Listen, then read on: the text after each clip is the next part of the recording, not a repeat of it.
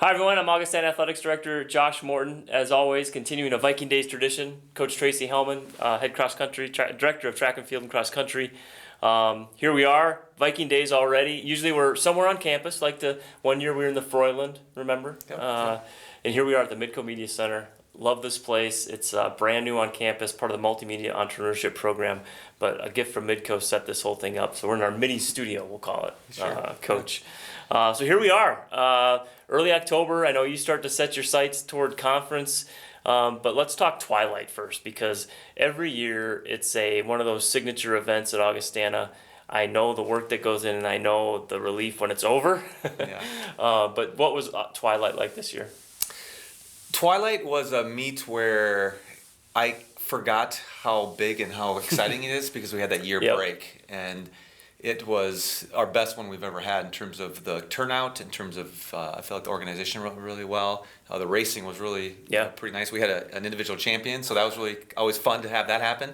Because we did a little team style racing within our team, so what that meant was we tried to keep together for the most part, and that kind of sacrifices a little bit of the team results a little bit, but we still raced really well. But wow, that thing was a beast. I think we surpassed our expectations for people attending, and then we had a lot of really good teams come back, and so I'm now at the point I feel like I just have to try to control that thing, to try to make it bigger than we can handle it. But it's exciting that we get a lot of support from administration, from the city. Sioux Falls really steps up and helps us out because we couldn't do it without a lot of people. So, and I think it's just a really good kind of kickoff to the fall season. I agree, and so it was on Friday night of Labor Day, our first event. All the things that you talked about, I think it's a signature event for those on the outside, for running people, for cross-country runners, from middle school through high school, through college. But then within our department, too, you'll have our basketball team directing parking, you have our football players helping pick up. Your team does a ton of pre- and post-work. But I think kind of one of those things that brings everybody together. Yeah, and it's we've really had great weather too, and it's really an energy event, I guess. And so, but like you said, it's one that I'm glad it's the first meet of the year because it'd be really tough to do it in the midst of the beginning of middle of the season. So, and you're very particular. You're smart about how you schedule your cross country. You know, both teams in the top 5 in the top 6 in the country right now. The women number 4. Men number 6. They should move up. The men are actually number 4. I think that's there's a misprint on the web, but yeah, so we're 4 in both right now, and the national rankings come out today, and we should move up. In the women, the men will probably stay the same. But we can talk about that. So. Well, no, and I think such an impressive as all of us were kind of following along. Last week, you took your team down to Arkansas, the Chili Pepper Invitational, which for the Southeast is kind of like the GRIAC is to our part of the world. And when you looked at the leaderboard, it was LSU, Arkansas, but Augustana was ahead of LSU. I mean, it was an impressive field and an impressive showing. You know, we were really pleased with the results from a couple different standpoints, where we wanted to get a test for our athletes and to go down there and run against some different teams is what we were looking to do, and some really top-end teams to really see kind of where we stack up at a national level. But you're right. There was some Division I programs that were very solid. I will say that Arkansas's men didn't run their top guys, but they still had some really good guys.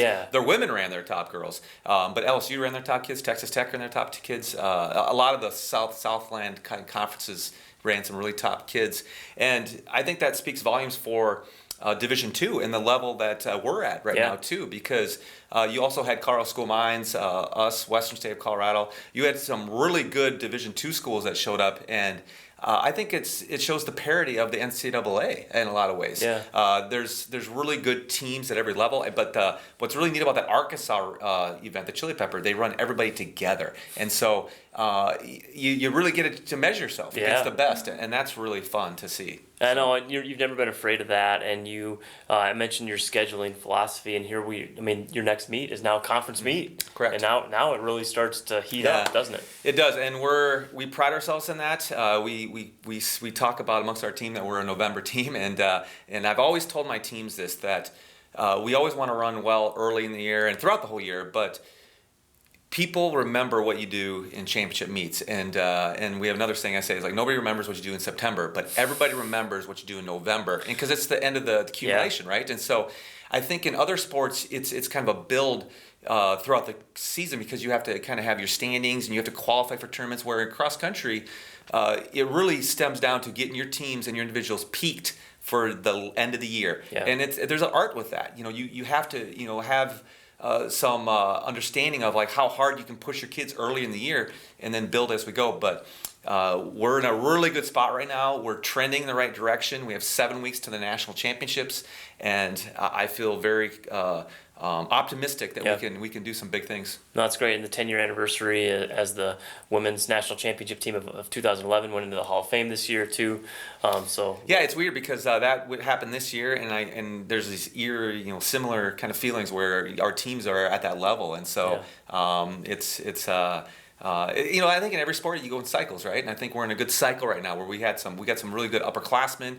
We're lucky to have some older kids that took advantage of the opportunities to come back and keep running, and so we're excited about going forward. Yeah, fun few months ahead. All right, now time for the fun questions.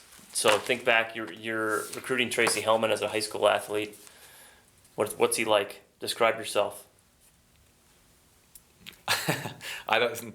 Maybe unsure about what I wanted because looking back, I didn't imagine my career path taking me into coaching. And so I think that sometimes as a young athlete, and I see that too a lot of times when you're talking to athletes, they might not quite have an idea of where they're going to end up. Right? Yeah, so that's great. Unknown, I guess, is the word I would say. Yeah, very good. All right, of our head coaches, who's the best athlete?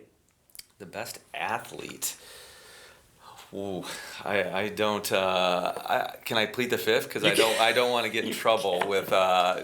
Do you think some would take it personally? I do. I do think they would take it personally. I agree. And so I do not want to put anybody out on a limb there. Fair enough.